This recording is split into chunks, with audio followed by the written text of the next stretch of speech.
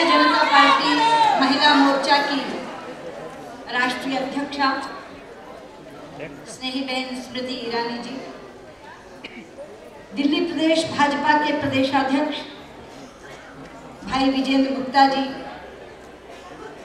दिल्ली प्रदेश महिला मोर्चा की प्रदेशाध्यक्षा बहन शिखा रॉय जी, महिला मोर्चा की राष्ट्रीय उपाध्यक्षा बहन मीनाक्षी लेखी जी, भारतीय जनता पार्टी की राष्ट्रीय सचिव बहन आरती मेहरा जी, इस कार्यक्रम के प्रभारी प्रदेश के उपाध्यक्ष भाई पवन शर्मा जी, प्रदेश के महामंत्री भाई आशीष सूद जी, सभागार में उपस्थित प्रदेश के अन्य सभी पदाधिकारी बंधुगण और इस कार्यक्रम में सम्मिलित होने आई मेरी बहुत ही प्यारी और आदरणीय बहनों और स्नेही भाई, सबसे पहले मैं पिछले 15 दिनों से महंगाई के विरुद्ध चल रहे इस जन जागरण अभियान के पहले पड़ाव की सफलता पर आपको हृदय से बधाई देती हूँ, अभिनंदन। पड़ाव शब्द का इस्तेमाल मैंने जानबूझकर किया है क्योंकि शिखा जी ने यहाँ घोषणा की कि ये समापन समारोह नहीं है। उन्होंने संकल्प लिया कि वो अभियान को जारी रखेंगी और उन्होंने ये निश्चय भी किया कि समापन तब होगा जब कांग्रेस की दिल्ली की सरकार अपदस्थ हो जाएगी, गद्दी छोड़ देगी। इसलिए ये मंजिल नहीं है बहनों, मगर पड़ाव जरूर है और इस प्रथम पड़ाव की सफलता भी अप्रतिम है। ठीक कह रहे थे विजय जी कि हम कभी भी अगर मावलंकर हॉल में कार्यक्रम करना होता था तो 10 बार सोचते थे, और वो भी अगर अकेली बहनों का करना हो तो 20 बार सोचते थे। लेकिन आज हॉल छोटा पड़ रहा है, बहनें बाहर बैठी हैं, उमड़ घुमड़ कर आई, और मैं आज स्मृति जी के सामने इस सच्चाई को भी स्वीकार करना चाहूंगी कि जिस समय आपने इस कार्यक्रम की घोषणा की थी तो अनेक शंकाएं और अनेक प्रश्न उभर कर सामने आए थे। पहला प्रश्न था कि महीना तो अप्रैल का है मगर गर्मी मई जून जैसी पड़ रही है। कार्यक्रम पदयात्रा का दे दिया और वो भी महिलाएं चलेंगी पदयात्रा में, और वो भी एक आध दिन नहीं पूरे 15 दिन चलेंगी। क्या सोच समझकर कार्यक्रम दिया है? क्या ऐसा कार्यक्रम सफल होगा? चारों तरफ से प्रश्न छन छन कर आ रहे थे और कार्यक्रम की सफलता के सामने एक बहुत बड़ा प्रश्न चिन्ह लगा हुआ था। लेकिन जब कार्यक्रम शुरू हुआ उसके 4 दिन बाद शिखा जी मुझे मिलने आई। नारे लगा लगा के उनकी आवाज़ तो बैठी हुई थी, लेकिन उनका चेहरा खुशी से सराबोर था और उनकी आंखों में एक अलग उत्साह झलक रहा था। और उन्होंने मुझसे कहा कि बहन जी कार्यक्रम तो देखते ही बनते हैं, हम उन छोटे छोटे मंडलों में जा रहे हैं जहाँ कभी जाने का मौका नहीं मिला, और वहाँ की महिलाएं घर से निकल निकल कर आ रही हैं। हम 20-30 से शुरू करते हैं, अंत में 400, 500, 600, 700, 750 तक महिलाएं हो जाती हैं, और हर जगह अलग अलग ढंग से, कहीं कोई रिक्शा पे माइक रख के चल रही है, कोई तांगे पे लेके चल रही है, कहीं माइक है कहीं नहीं है, कहीं केवल हम एक मेज और 2 कुर्सियां लगाकर बैठ जाते हैं और वहीं लोगों का हजूम आ जाता है। एक अलग ढंग का उत्साह उनके चेहरे पर था। तब मुझे लगा कि हम बार बार जो बात कहते थे कि हम जो कार्यक्रम करते हैं उसमें केवल कार्यकर्ता को बुलाते हैं, बेहतर है कि हम वहाँ पहुँचे जिनके दर्द को हम जबान देने का काम कर रहे हैं। जब हम उनको जाकर कहेंगे कि हम तुम्हारा दर्द कहने आए हैं तो वो स्वयं सुनाने के लिए आगे आ जाएंगी, स्वयं उसमें भागीदार बनने के लिए आ जाएंगी। पहली बार महिलाओं को लगा कि कोई पार्टी हमारे दर्द में शिरकत करने आई है। अभी तक वो घर में बैठकर केवल आंसू बहाती, क्योंकि महंगाई की पहली मार महिला की रसोई पर पड़ती है। पति की आमदनी में तो 1 रुपए की बढ़ोतरी नहीं हुई, लेकिन उनका रसोई का बजट 3 गुना बढ़ गया। आटा महंगा, चावल महंगा, दूध महंगा, पानी महंगा, तेल महंगा, बेसन महंगा, दाल महंगी, सब्जी महंगी। कुल मिलाकर के अगर वो बजट दें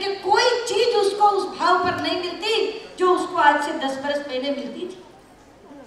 हर चीज बढ़ते बढ़ते बढ़ते बढ़ते इतनी हो गई कि 3 गुने बजट में समाये कैसे, करे क्या। रोती है, कराती है, उसके डब्बे खाली पड़े रहते हैं, त्योहार आता है तो आंख से आंसू बरसते हैं। मैंने एक बार सोनिया गांधी जी को संबोधित करके कहा था कि इन महिलाओं का दर्द फिल्म वालों की नगरी मुंबई में तो सुनाई दे गया, फिल्म में गीत बन गया। सखी सैया तो बहुत कमात है, महंगाई डायन मार जात है, लेकिन ये दर्द दिल्ली के शासकों को सुनाई नहीं दिया। 11 बार हम लोगों ने 11 बार यूपीए के 7 वर्ष में 11 बार संसद में महंगाई की चर्चा की। इस सरकार के आने के बाद 4 बार चर्चा की, लेकिन हर बार सुनकर के रह जाते हैं, करेंगे या आश्वासन देकर के रह जाते हैं। और एक बार तो पूरा गिनकर बताया था मैंने कि ये महंगाई किस तरह से भ्रष्टाचार के कारण है, हमने पूछा था। और मैं आज आपको भी कहना चाहती हूँ कि शासन तो हमने भी किया, 6 साल तक हम शासन में थे। मैं स्वयं अटल जी की कैबिनेट में मंत्री थी। हर कैबिनेट की मीटिंग में अटल जी एक बात कहते थे कि हम कुछ अच्छा करें या ना करें, आम आदमी के मुंह से रोटी का निवाला छीनने का अपराध नहीं करेंगे। ये अपराध नहीं, पाप होता है। लेकिन मैं हैरान हूं कि ये सरकार ये पाप हर रोज करती है, लेकिन इसके माथे पर शिकन नहीं पड़ती। हम पूछते हैं सोनिया गांधी जी से, क्या आप कांग्रेस की अध्यक्षा है, महिला है, क्या ये महिलाओं का दर्द आपको सुनाई नहीं पड़ता? ये हाथ जिस पर आप वोट मांगती हैं, ये हाथ आम आदमी की जेब पर डाका डालने का काम कर रहा है, उसकी जेब से हर रोज पैसा निकालने का काम कर रहा है। आप कैसे राज्यों में जाकर के इस हाथ के नाम पर वोट मांगेंगे? लेकिन कहीं शर्म, कहीं कोई संकोच है ही नहीं। हैरानी होती है हमें। और प्रधानमंत्री तो अद्भुत हैं। अभी यहाँ जिन घोटालों की चर्चा हो रही थी, चाहे वो 2G स्पेक्ट्रम का हो, चाहे वो कॉमनवेल्थ गेम्स का हो, चाहे आदर्श सोसाइटी का हो, जब हम प्रधानमंत्री से बात करते हैं तो वो तो पल्ला झाड़ते हैं। उनकी आदत बन गई है कि स्वयं को पाक और साफ कहकर जिम्मेदारी से बरी हो जाओ, ठीकरा दूसरों के सर फोड़ दो। महंगाई की बात करो तो कहेंगे शरद पवार से पूछो, वो जिम्मेदार है। 2G स्पेक्ट्रम की बात करो तो राजा जिम्मेदार है। कॉमनवेल्थ गेम्स की बात करो तो कलवाड़ी जिम्मेदार है। सीबीसी के पेपर किसने बनाए तो पृथ्वीराज चौहान जिम्मेदार है। अरे भाई, आप किस मर्ज की दवा हो? आप इस सरकार के मुखिया हो, इस सरकार के सबसे बड़े लाभार्थी हो। सांसदों की खरीद फरोख्त तक में उन्होंने कह दिया हमने कुछ नहीं किया, ना मेरी पार्टी ने कुछ किया। हमने कहा जवाब आपसे चाहिए प्रधानमंत्री जी, मुखिया आप हैं।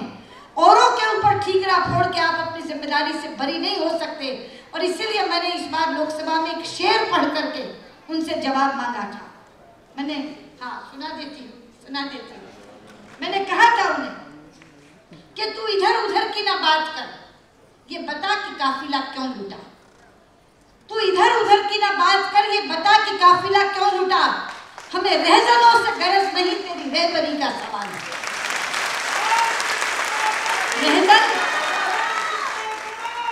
रहजन डाकुओं को कहते हैं बहनों, मैं बता दूं इसका अर्थ। रहजन डाकुओं को कहते हैं।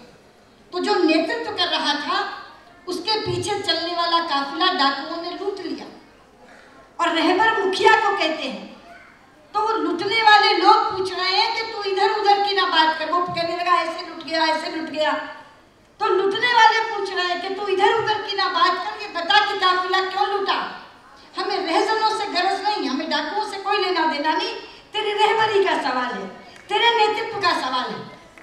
वो जवाब नहीं दे पाए। उन्होंने एक अजीब सा शेर पढ़ दिया मेरे लिए, लेकिन मैं देती हूँ जवाब इसका क्या है। मैं बताऊं कि काफिला क्यों लूटा? मैं बताऊं कि काफिला क्यों लूटा? तेरा रहजनों से था वास्ता। हमें रहजनों से गिला नहीं, तेरी रहबरी पे मलाल। ये है जवाब कि हमें मालूम है काफिला क्यों लूट रहा है, कि डाकुओं से तेरा वास्ता है, तेरी मिली भगत है, इसीलिए हमें रहजनों से गिला नहीं है, तेरी रहबरी पे मलाल है। ये है इसका जवाब। मैं बताऊं कि काफिला क्यों लूटा? तेरा रहजनों से था वास्ता, हमें रहजनों से गिला नहीं, तेरी रहबरी पे मलाल है। और ये जो मलाल हमारा है, ये मलाल हमें इस जन जागरण अभियान तक ले गया है कि हम चाहते हैं कि मलाल आम महिला तक पहुंचे, ये मलाल आम पुरुष तक पहुंचे। वो अपने घर में बैठ के केवल कोस सकता है, कह नहीं सकता। कहने का काम पार्टियां किया करती हैं, वो जब नेतृत्व करती हैं तब कहने के लिए लोग बाहर निकलते हैं। और इसीलिए मैं स्मृति जी को भी बधाई देना चाहती हूँ, विजेंद्र जी और शिखा जी को भी बधाई देना चाहती हूँ कि कार्यक्रम ऐसा लिया कि उनके मन का मलाल निकाल कर हमने सड़क पर ले जाकर रख दिया, क्योंकि हम उनके बीच पहुंच गए, हम उनके बीच पहुंच गए। हमने कहा कि हम तुम्हारा दर्द कहने आए हैं, क्योंकि हमें तो मालूम है, मगर हम उन गूंगे बहरों को सुनाने आए हैं, तो वो साथ हो लिए।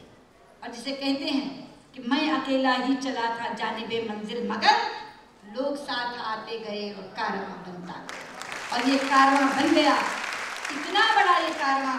लेकिन ये कारवां यहीं थमेगा नहीं, इस कारवां को और बड़ा करेंगे हम।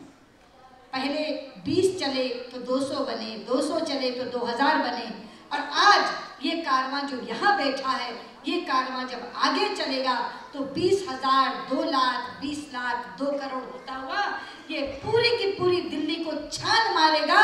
और एक एक व्यक्ति और पुरुष का दर्द, एक एक महिला का दर्द आगे पहुंचेगा। तो कहते हैं कि गरीब की बद्दुआ उससे बुरी आह नहीं होती। जब गरीब की आह लगती है तो बड़े बड़े सिंहासन डोल जाते हैं। शायद ये इस तरह की चीजें इन गद्दियों को नहीं उतार पा रही, लेकिन गरीब की आह एक दिन जरूर केंद्र सरकार को भी लेकर रहेगी और दिल्ली सरकार को भी लेकर रहेगी। उसी आह की गूंज के लिए ये लोग यहाँ इकट्ठे हुए हैं। आपको बहुत बहुत बधाई, आपका बहुत बहुत अभिनंदन, और आगे आपका ये कारवां चले इसके लिए बहुत बहुत शुभकामनाएं।